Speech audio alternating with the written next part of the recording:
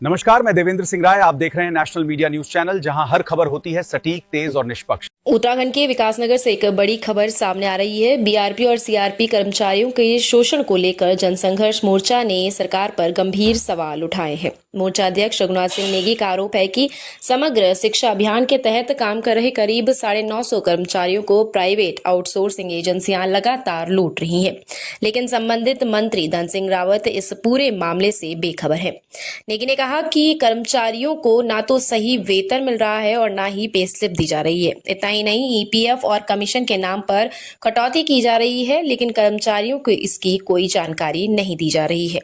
मोर्चा ने सवाल उठाया है कि जब मंत्री को अपने विभाग की मूलभूत जानकारी ही नहीं है, तो आखिर उन्हें पद पर क्यों बनाए रखा गया है। जनसंघर्ष मोर्चा ने चेतावनी दी है कि अगर जल्द कार्रवाई नहीं हुई तो इस मुद्दे पर बड़ा आंदोलन किया जाएगा। फिलहाल देखना होगा कि सरकार इस गंभीर आरोप पर क्या कदम उठाती है।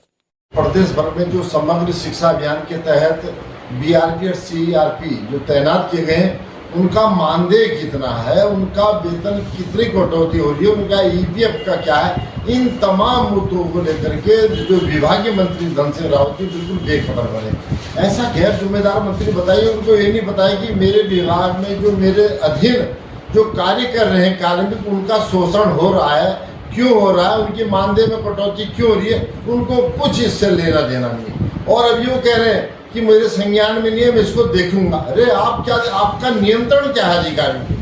आप क्यों नहीं अधिकारियों की नकेल कस पा रहे हैं? उन तमाम आउटसोर्स एजेंसियों की नकेल क्यों नहीं कस पा रहे हैं जो इन तमाम कर्मचारियों को लूटने का काम कर रहे हैं? लगभग 950 कर्मचारी हैं प्रदेश भर में जो बीआरपी और सीआरपी के। इसी तरह से अगर ये चलता रहा तो मैं समझता हूँ ऐसे मंत्री की इस प्रदेश को जरूरत क्या?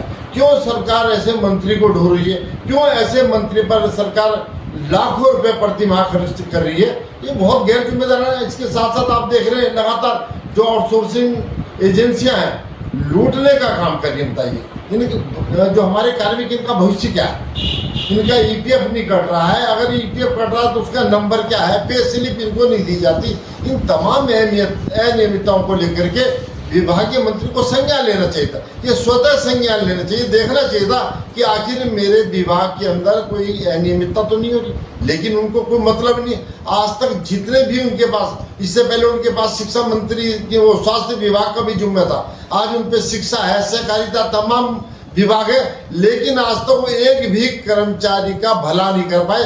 कर्मचारियों का भला करना तो बहुत दूर की बात है। तो मैं समझता हूँ ऐसे गैर जिम्मेदार मंत्री के खिलाफ तो हम आंदोलन करेंगे ही, और हम सरकार से भी मांग करेंगे कि ऐसे निगम में जिनका कोई सरोकार जनता से नहीं है, उनको निकाल भारत करने का